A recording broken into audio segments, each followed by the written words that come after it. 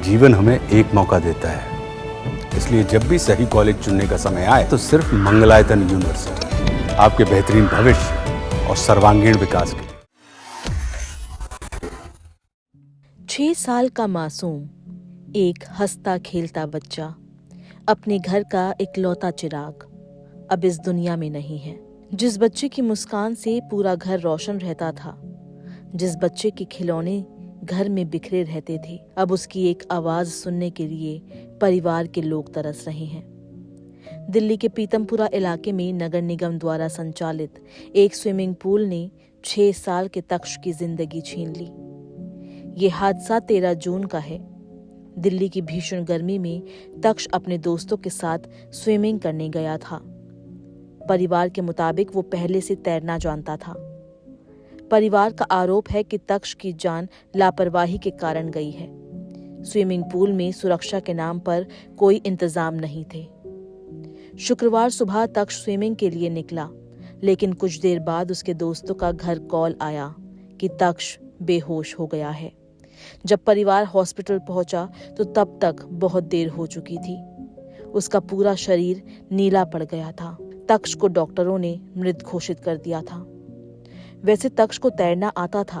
पिछले साल उसने स्विमिंग भी सीखी थी, लेकिन उस दिन पूल में ना कोई लाइफ गार्ड था, ना कोच और ना ही कोई सीसीटीवी जो वहां की निगरानी रखे। हादसे की सूचना के बाद तक्ष की मां ओमान से शनिवार को दिल्ली पहुंची।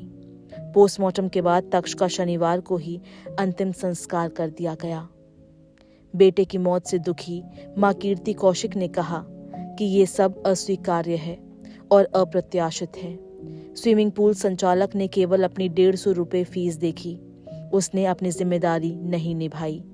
अगर स्विमिंग पूल का संचालन सही होता तो उनका बेटा आज उनके पास होता।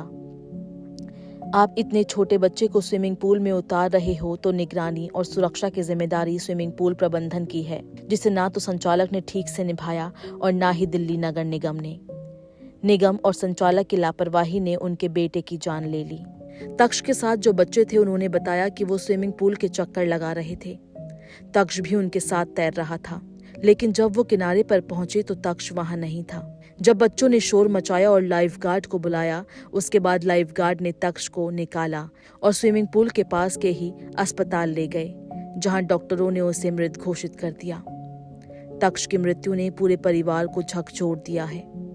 आंसू रोकने की नाकाम कोशिशों के बीच तक्ष की मौसी कंचन बताती है कि तक्ष के जाने के बाद सबका जीवन सूना हो गया। तक्ष अपनी मां की अकेली संतान था। शालीमार बाग के टैगोर मॉडल पब्लिक स्कूल में वो पहली कक्षा में पढ़ता था। तक्ष पढ़ाई में होशियार था और खेल में भी अव्वल। अगले महीने 11 जुलाई को उसका 7वां जन्मदिन मनाया जाना था, लेकिन अब वो केक नहीं कटेगा, वो मोमबत्तियां नहीं जलाई जाएंगी।